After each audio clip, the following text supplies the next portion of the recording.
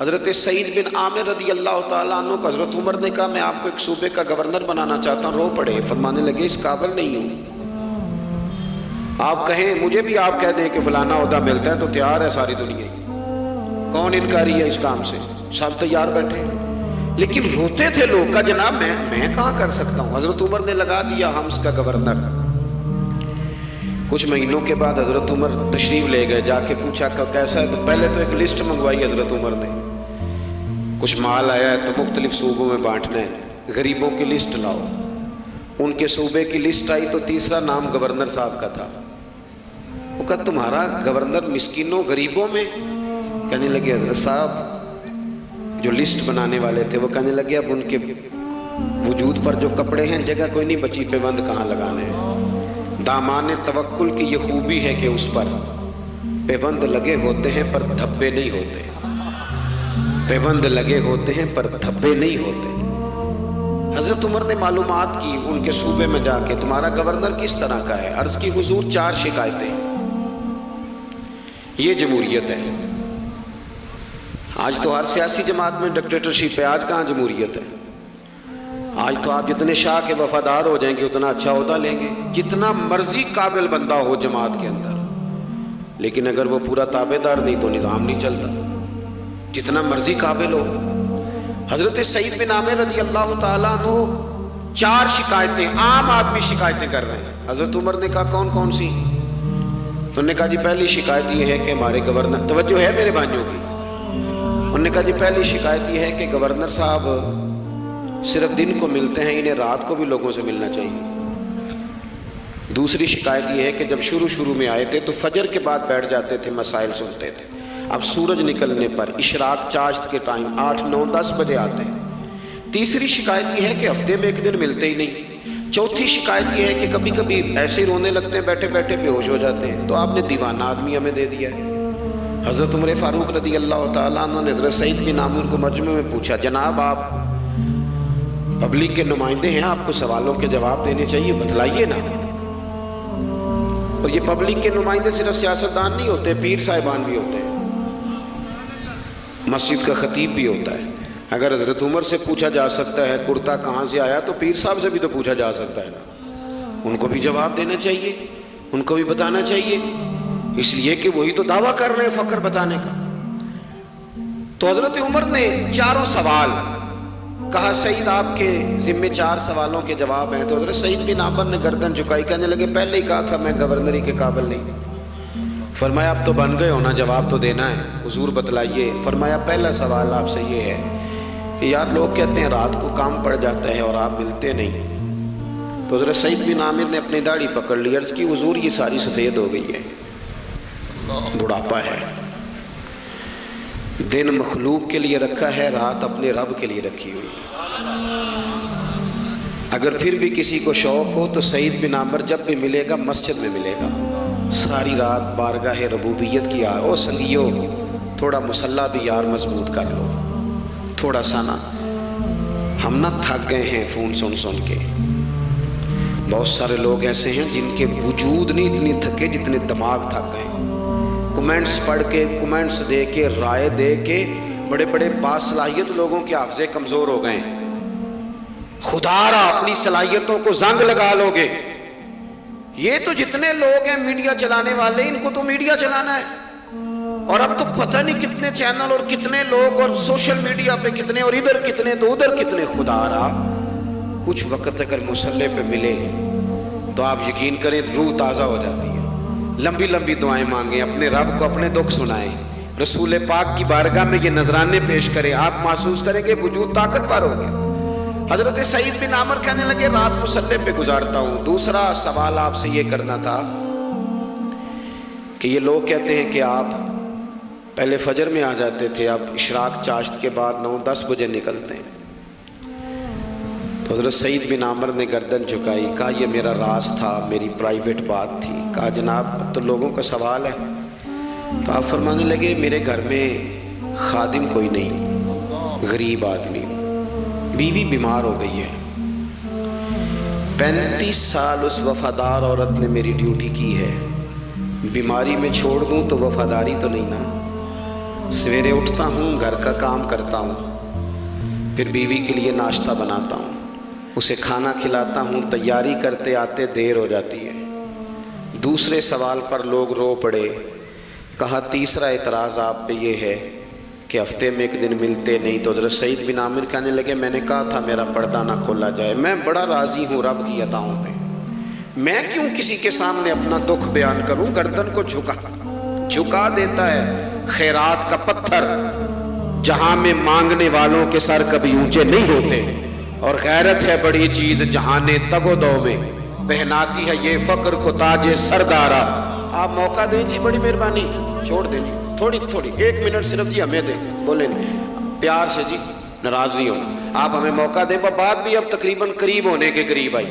कहा हजरत सैयदना सईद बिन आमिर रज़ी अल्लाह ताला अन्हु ने फरमाने लगे मैंने कहा था ये मेरा पर्दा है, ये ना सुनाया करें आप दुख लोगों को। ये गरीब कहते हैं मैं किसी अमीर के साथ लग जाऊंगा तो कुछ भी नहीं बनता, छोड़ दें आप, दुखड़े रब रसूल को सुनाओ, खैरात भी मिलेगी और इज्जत भी मिलेगी, वो देंगे और किसी को बताएंगे भी नहीं। हजरत सईद बिन आमिर रज़ी अल्लाह ताला अन्हु से तीसरा सवाल हुआ। कहा जनाब आप हफ्ते में एक दिन मिलते नहीं। तो फरमाने लगे मेरा राज था पर बता देता हूँ, जोड़ा एक ही है मेरे पास, हफ्ते में एक दिन धो लेता हूँ, फिर बीवी के कपड़े पहन के सारा दिन बैठा रहता हूँ। अगर दूसरा जोड़ा हो तो ये काम न करूँ। हजरत उमर रो पड़े। कहा जल्दी से चौथे सवाल का जवाब भी दे, कभी कभी रोते हो तो बेहोश हो जाते हो। और फिर रो पड़े। अर्ज करने लगे हुजूर 40 साल की उम्र में कलमा पड़ा, मेरे सामने हजरत खुबैब को फांसी दी गई मक्के में। जब वो अपनी पिछली गलतियां याद आती हैं तो फिर रो पड़ता हूँ, याद माजी अजाब है यार। मैं तकलीफ में आ जाता हूँ, सोचता हूँ अगर अल्लाह ने सवाल किया तो कैसे जवाब दूंगा, इसलिए बर्दाश्त नहीं होता तो रो पड़ता हूँ। चारों सवालों के जवाब दिए तो हज़रत सईद बिन आमिर कहने लगे अब आपने मुझसे सवालों के जवाब तो ले लिए, अब मेरी सज़ा का भी तो ऐलान करें ना, बताएं ना। तो हज़रत उमर ने हाथ उठाए और क्या लफ्ज़ कहे। कहे अल्लाह मेरे नबी की उम्मत को इस तरह के कुछ और लोग भी अता फरमा, कुछ अपनी ज़िंदगी में दयानतदार हो जाएं। तीसरी बात आपकी खिदमत में अर्ज़ करनी है, रसूल पाक सल्लल्लाहु ताला अलैहि वसल्लम ने ना हमें खालिस किया है। हुजूर का सारा दीन इखलास का दर्स देता है। ये जो रियाकारी होती है ना, नौजवानों मेरी बात पे गौर करना, ये जो रियाकारी होती है ना, ये बुनियादी तौर पर अदाकारी होती है। अदाकारी बंदा ज़्यादा कर नहीं सकता, थक जाता है। मुखलिस ज़िंदगी वो होती है जो आप नॉर्मल जीते हैं। मुखलिस आप होते हैं जब आप अपनी वालदा के पास नहीं बैठे होते।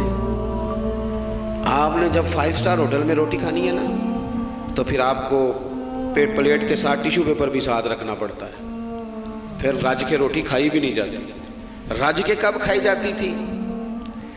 मैं एक जगह मुझे बड़े अच्छे होटल में रखा गया और मुझे बड़ा उन्होंने मोहब्बत की। तो जब मैं लौट रहा था ना वापस पाकिस्तान, तो मुझे कह रहे थे आपको मज़ा तो आया होगा। मैंने कहा नहीं जी, सच पूछें तो फिर ये है कि मज़ा जब भी आता था जब अम्मा सवेरे रोटियां पकाती थी। वो कहती सी पुत्र है पीड़ा ना इतने कोल ही ले आ, तो उसके पास बैठते थे। तो फिर अम्मा जब सालन देती थी तो कहती थी होर नहीं हो मिलना, दूजे भी देना है। और फिर लुत्फ उस वक़्त आता था जब बार बार कहते थे अम्मा जी चलो थोड़ा जाते थे होना थोड़ा जा। तो फिर अम्मा कई दफ़ा कहती थी कि मैंने वो उससे निकाल के फ्रिज में रख दिया, बड़े भाई ने काम से आके रोटी खानी है, अब ये बर्तन है इसी को साफ़ कर ले। ओ भाई मैंने अपने अब्बा जी को देखा खुददारी कर। मैंने एक दिन उनसे पूछा, मैं क्या अब्बा जी तो पसंद की है? हम पढ़ते थे ना इंटरव्यू अखबारों में, तो 2-4 सवाल हर बंदा पूछता था। अब तो इंटरव्यू ज़्यादा लोग लेते हैं तो अब तो कभी इतना मौका ही नहीं होता, किसका सुने क्या करें, ये तो छोड़ दिया काम। अखबार में कभी इंटरव्यू आता था तो मुसज्जा मुकफ़ा होता था, लिखने वाले भी अच्छे अदीब होते थे, जुमले चुभते नहीं थे तबीयत में। तो 2-4 सवाल बड़े ज़रूरी होते थे। फूल कौन सा पसंद है, खाने में क्या पसंद है, रंग कौन सा पसंद है, ये 2-4 सवाल हर एक से होते थे। मैंने अपने वालिद साहब से एक दिन पूछा, मैं क्या अब्बा जी तो पसंद की है? तो फरमान लगे पुत्र जे तो लगी होवे भुख तो फिर हर, तो जे ना लगी होवे तो फिर नखरे ही नखरे ने। तो تو اس لیے بھوک لگی ہو، وہ ہمیں پتہ کیا بتاتے تھے؟ میں آج بھی نا بہت ساری چیزیں گاڑی میں رکھ لیتا ہوں، آج بھی جو کھانا اپنی مرضی سے کھاتا ہوں وہ پیٹ بھر کے کھایا جاتا ہے، جو تصویروں کی شدت سے باہر ہوتا ہے وہ کھایا جاتا ہے، اس کو آپ قبول کر لیتا ہے آپ کا وجود۔ یاد رکھنا میرے عزیز، میرے نبی پاک صلی اللہ علیہ وسلم نے فرمایا ہے بہترین روٹی وہ ہے جو تو اپنے ہاتھوں کی کمائی سے کھاتا ہے، بہترین رزق ہے جو تو، اور حضور نے فرمایا اللہ کے نبی حضرت داؤد محنت کر کے کھانا کھاتے ہیں، دعوتوں پہ جا کے تو بندہ بیمار رہنے لگ جاتا ہے، وہ تو کام ہی ختم ہو جاتا ہے۔ والد صاحب کہا کرتے تھے کہ لو میں پا دیتے نے تانوں دانے پڑھولے چ تے ماں تہاڈی نے تانوں چار پا دیتا ہے، لو ہن تانوں پرواہ نہیں ساریاں گرمیاں، موج کرو۔ یہ اصل تھا ہمارا، اس پہ واپس آ جائیں، اس پہ آ جائیں، یہ صحت افزا روٹیاں ہیں، یہ کھائیں، بڑی گاڑیوں کا اور بڑی چیزوں کا شوق چھوڑ دیں، محنت ڈٹ کے کریں، لیکن زندگی اصل پہ لے آئیں، اصل زندگی خالص ہوتی ہے۔ میرے نبی پاک صلی اللہ علیہ وسلم نے فرمایا ریاکار، میں پوری حدیث نہیں سناتا، اشارہ کرتا ہوں، حضور نے فرمایا ریاکار اگر عالم بھی ہو، ریاکار اگر سخی بھی ہو، حتیٰ کہ صحیح حدیث میں فرمایا ریاکار شہید بھی ہو اور ماری جائے اس نیت سے کہ لوگ مجھے شہید کہیں گے، تو فرمایا صبح قیامت اللہ ان اعمال پر بھی اجر عطا نہیں کرے گا۔ اپنی زندگی میں اخلاص پیدا کریں، اور جب خلوص آتا ہے، جب للہیت آتی ہے، مشکل ترین خلافت حضرت ابوبکر صدیق کی ہے، یہ جو حضرت عمر نے بڑی اعلیٰ خلافت کی ہے نا، یہ بنیادیں حضرت ابوبکر نے مضبوط کر کے دی تھی، فتنوں کے تو سر کچل دیے تھے حضرت صدیق اکبر نے، اب حضرت عمر کے لیے کام کرنا انہوں نے آسان کر دیا تھا۔ میں اکثر کہا کرتا ہوں کہ حضرت عمر کی خلافت کی مضبوطی میں بڑا کردار حضرت ابوبکر صدیق کا ہے، اگر وہ مضبوطیاں نہ کرتے اتنی تگڑی تو کام آگے چلتا نہیں تھا۔ حضرت سیدنا ابوبکر صدیق کو بڑے فتنوں کا سامنا تھا، ختم نبوت کے محاذ پر کام کرنا ہے، منکرین زکوٰۃ پیدا ہو گئے، امت کو سنبھالنا ہے، یہ ساری ڈیوٹیاں کر کے نا دنیا سو جاتی تھی، وہ دنیا سو جاتی تھی، اور حضرت صدیق اکبر ایک نابینا مائی کے گھر میں جھاڑو دینے چلے جاتے تھے۔ جب بندہ مخلص ہو جاتا ہے نا، ایک نابینا معذور عورت جھاڑو دے رہے ہیں، جب تھوڑا سا وقت بچتا نا عصر کے لیے، یہ ٹائم میں نے اپنے لیے رکھا ہوا ہے، تو مدینہ شریف میں ایک بیوہ تھی جس کی 5-6 بیٹیاں تھی، بیٹا کوئی نہیں تھا، اس کے گھر جاتے تھے، بکریوں کا دودھ دھو کے آتے تھے، معمولی آدمی نہیں، خلیفہ وقت کی بات، کس لیے؟ یہ کام روحانی تسلی کا باعث بنتے، یہ کام آپ کو سکون دیتے، یہ آپ کے اندر وہ طاقت پیدا کرتے ہیں کہ آپ لڑ سکتے ہیں دنیا سے۔ جب آپ کے پیچھے دعائیں ہوتی ہیں تو پھر میدانوں میں کھڑا رہنا آسان ہو جاتا۔ حضرت عمر فاروق فرماتے ہیں تیسرا دن تھا جناب صدیق اکبر کے وصال کو، میں مسجد نبوی شریف میں بیٹھا تھا تو 2-3 چھوٹی چھوٹی بچیاں آ گئیں، آ کے کہنے لگی چچا آپ خلیفہ بنے؟ میں نے کہا ہاں، ہمارے ساتھ چلیں گے؟ میں نے کہا پتر تمہارے ساتھ کیا ہے؟ کہنے لگے ابوبکر صدیق عصر کے بعد ہمارے گھر آتے تھے، ہمارا بھائی کوئی نہیں، باپ انتقال کر گئے، بکریوں کا دودھ دھو کے دے جاتے تھے، کچھ بیچ کے گزارا کر لیتی تھی، کچھ پی لیتی تھی، 3 دن سے میری ماں رو رہی ہے، میری بہنیں روتی ہیں، اکھاں جدوں میٹیاں زمانہ مینوں روے گا، اونج تے بے قدراں کچھ قدر نہ جاتی، کیتی خوب تسلی ہو، لیکن اکھاں جدوں میٹیاں زمانہ مینوں روے گا، اپنا تے اپنا بیگانہ بھی مینوں روے گا، جدوں نہ میں دسیا میں خاراں نوں میں خانے وچ، پھر جام ٹوٹ جان گے تے میں خانہ مینوں روے گا، کئی لک لک رون گے تے کئی بک بک رون گے، گلیاں دا یانا تے سیانا مینوں روے گا۔ اور کسی نے کہا تھا میرے مرنے پہ ہر سو شور مچ جائے گا دیکھو گے، یہ رحمت کی امید لگاتے کہا، کرم کی امید، آجزی سے کہا، نذرانے میں کہا کسی درویش نے، کہنے لگے میرے مرنے پہ ہر سو شور مچ جائے گا دیکھو گے، کہنے الوداع سرکار خود تشریف لائیں گے۔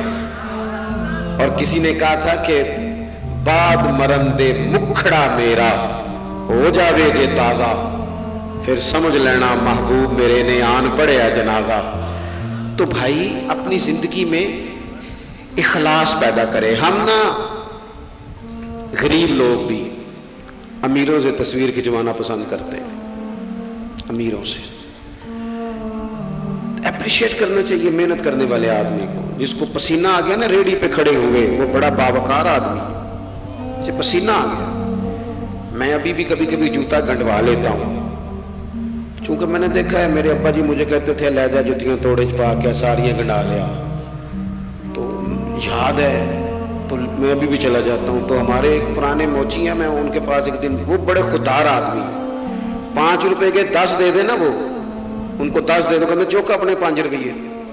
वो एक शायर बैठे थे ना, तो शायर भी बेचारे कई इसी तरह के होते हैं, नाराज ना हो जाए शायर, लेकिन वो कई दफ़ा ना उनको भी देख के लगता है कि कई दिनों से बेचारे ने रोटी नहीं खाई। तो मोटी चादर लिए गर्मियों में किसी चौक में बैठा था ना शायर, तो कोई बंदा जाते हुए 5 रुपए दे गया। उसने कहा ये क्या है, कहने लगा खाना शाना खा लेना। पर शायर ने कमाल बात की, उसने कहा ये आरज़ुए करम और मैं आपसे करूं, ये आरज़ुए करम और मैं आपसे करूं, ये भीख उसको दीजिए जिसका खुदा ना हो। और मेरे आला हज़रत क्या कहते हैं, कहते हैं करूं मद है अहले दुवल रज़ा।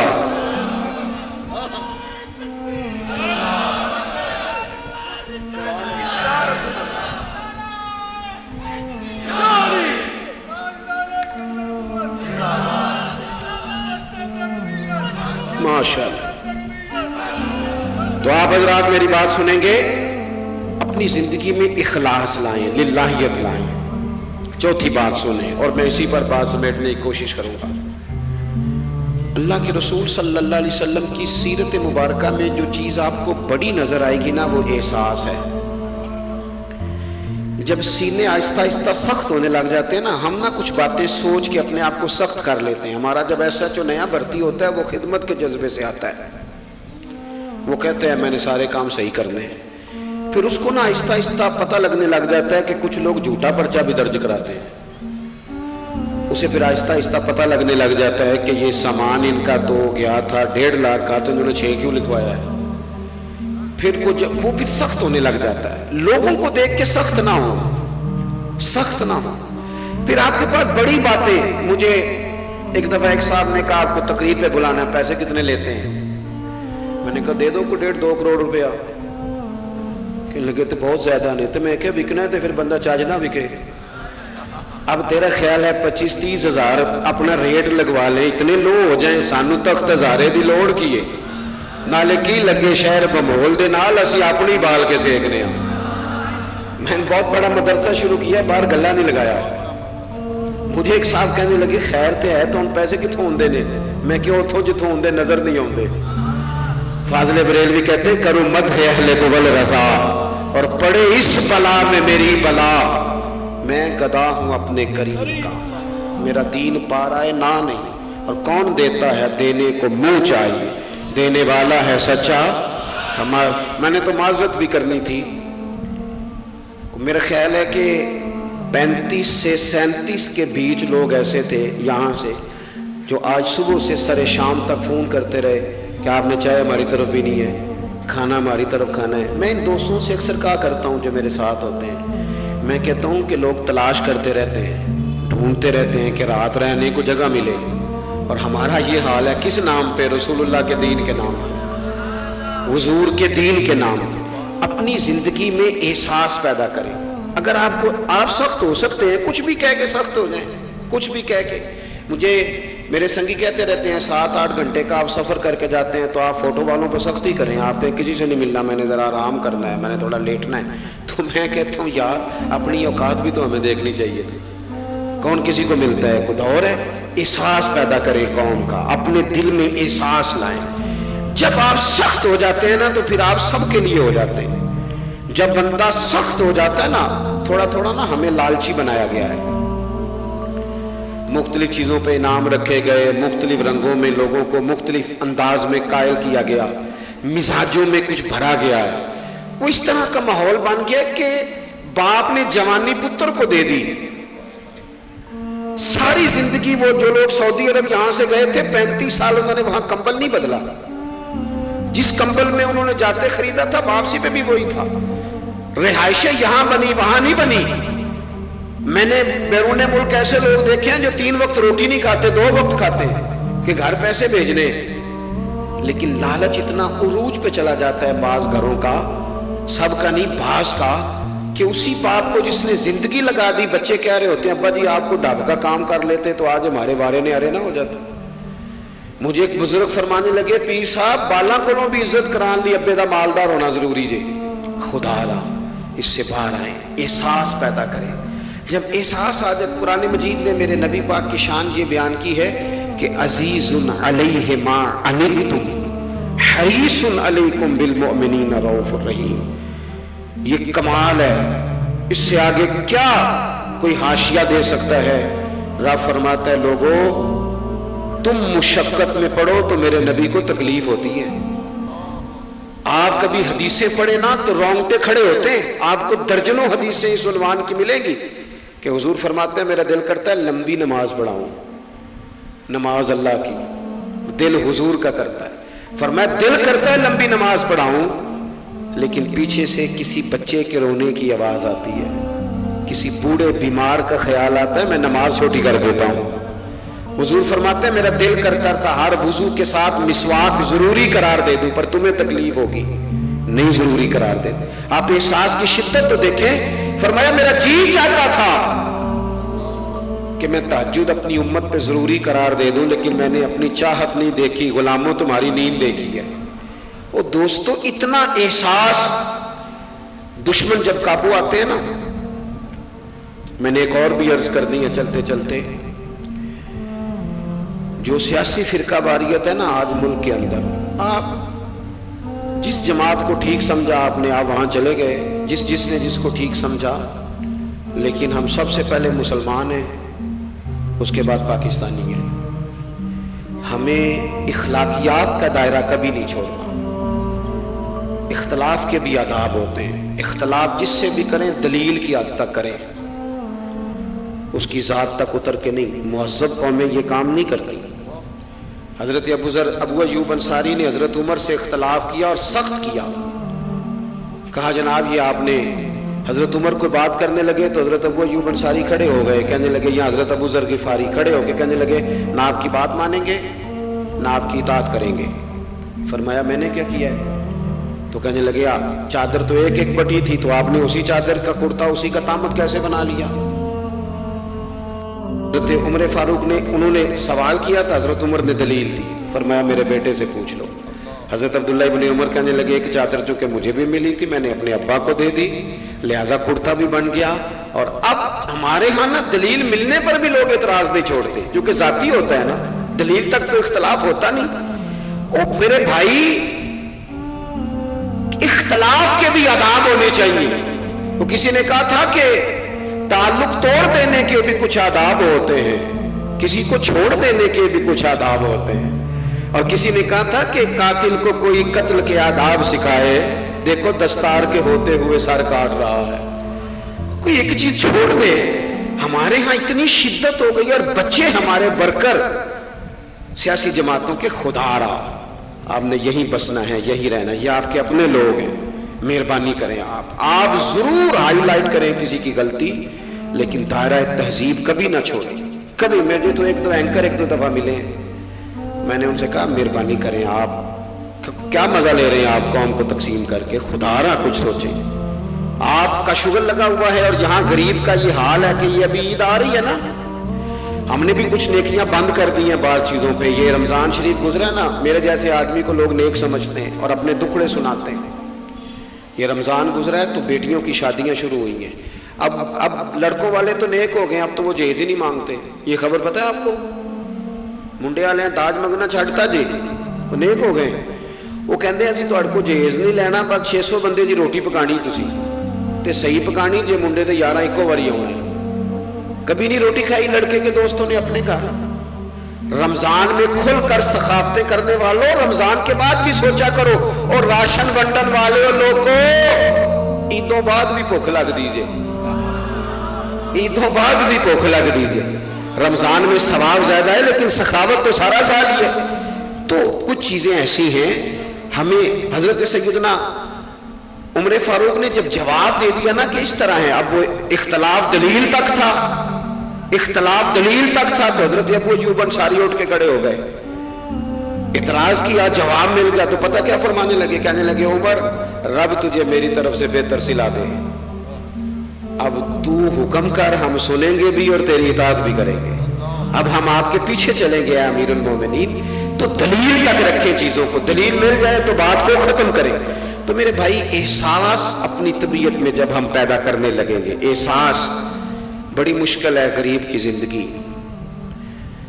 امیر تو دوستی امیروں سے لگا لیتا ہے، جب انسان اپنی گاڑی میں سفر کرتا ہے تو پھر وہ کرایہ 5 روپے بڑھ جائے تو اسے تکلیف کوئی نہیں ہوتی، کیونکہ اسے پتہ ہی نہیں۔ بہت سارے امیروں کو تو پتہ ہی نہیں کہ گھی مہنگا ہو جائے تو گھر کے بجٹ پہ بوجھ کتنا پڑتا ہے، ان بیچاروں کو تو پتہ ہی نہیں، تو وہ اس احساس کو کیسے پیدا کریں گے؟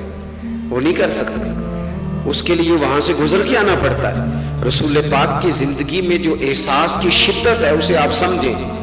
دشمن جب ہتھے چڑھتا ہے تو پھر، اور دشمن بھی سخت گیر قسم کا ہو تو بندہ اسے چھوڑتا نہیں۔ لیکن حضرت انس بن مالک فرماتے ہیں کہ یہ جو لوگ بدر میں آئے تھے یہ کوئی پھول لے کے نہیں آئے تھے ہاتھوں میں، گجرے پھولوں کے لے کے نہیں آئے تھے، تلواریں لے کے آئے تھے، اور پوری انہوں نے جنگ لڑی، 14 صحابہ شہید کیے۔ لیکن جب ان کو لا کے باندھا گیا نا مدینے میں تو غصہ تھا صحابہ کو، کس کس کے ہاتھ باندھے۔ حضرت عباس بھی تھے، جب وہ ہائے ہائے کرتے تھے نا مخالف تھے۔ توجہ ہے میری بات پر؟ او بھائی، جو پیار بیٹی پہ آتا ہے وہ بہو پہ بھی تو آنا چاہیے، اس پر بھی تو وہ بھی تو کسی کی بیٹی ہے۔ اگر تجھے اپنے بیٹے کی دھوپ تنگ کرتی ہے تو ملازم کے پتر اگر دھوپ میں کھڑے ہیں تو وہ بھی تو تجھے احساس ہونا چاہیے، ورنہ خود غرض ہو جائیں گے ہم۔ بات ختم کر رہا ہوں، غور کرنا۔ حضرت انس بن مالک کہتے ہیں میں مسجد نبوی شریف میں حاضر ہوا تو بے چینی کے عالم میں کبھی حضور ادھر جاتے تھے، کبھی ادھر آتے تھے، کبھی ادھر جائے، یا رسول اللہ کیا ہوا؟ یہ وہ لوگ تھے جنہوں نے ستایا تھا، آج باندھا ہے، حضور کیا ہوا؟ تو نبی کریم فرمانے لگے تم نے رسیاں زور سے باندھ دی ہیں، یہ ہائے ہائے کرتے ہیں، مجھے نیند نہیں آتی، ان کی رسیاں ڈھیلی کر دو۔ عزیز علیہ ما عنتم، حضور کے سینے میں درد رہا، وہ درد کبھی حضور کو طائف لے جاتا، کبھی کہیں، اور وہ درد کی وہ پیار کی شدت اتنی تھی کہ جب بڑی تکلیف دی نا میدان احد میں اور دانت مبارک شہید کر دیے تو حضرت صدیق اکبر نے کہا یا رسول اللہ دعا کریں یہ تباہ ہو جائیں۔ تو ہاتھ اٹھائے نبی پاک نے، دعا کیا کی؟ کہا اللہ انہیں ہدایت دے دے، انہیں پتہ ہی کوئی نہیں یہ کیا کر رہے ہیں۔ تو میرے عزیز، ایک تو اپنی زندگی میں سچ لائیں، خدا را سچ بولیں، آپ پکے وعدے کریں۔ میں ایک دن اپنی مسجد کے امام صاحب سے عرض کر رہا تھا، میں کہہ رہا تھا اگر آپ کہتے ہیں نا کہ 4:20 پہ فجر ہوگی تو 21 پہ نہ پڑھائیں، آپ نے وعدہ کیا 4:20 کا، قوم کو تو انتظار کرنا چاہیے 1-2 منٹ، کوئی حرج نہیں، لیکن ہم جو وعدے کرتے ہیں ہمیں بھی پورے کر دیں، سچ بولیں، دیانتداری کا مظاہرہ کریں، زندگی خالص گزاریں، جس کے ساتھ بھی وقت گزاریں اس کی خیر خواہی کریں، مخلص ہو جائیں، اور اپنی زندگی احساس والی کریں۔ امام غزالی فرمایا کرتے تھے تو بانٹنے کا ارادہ کر، رب بانٹنے کی توفیق بھی دے دے گا، تو پروگرام تو بنا۔ اللہ کی بارگاہ میں دعا کرتا ہوں جن احباب نے اتنا سارا پنڈال اتنی محبت اور جد و جہد سے سجایا ہے، اللہ تعالیٰ انہیں دین دنیا کی برکتیں عطا کرے، ہم سب کو دولت اخلاص عطا فرمائے۔ آخر دعوانا ان الحمد للہ رب العالمین۔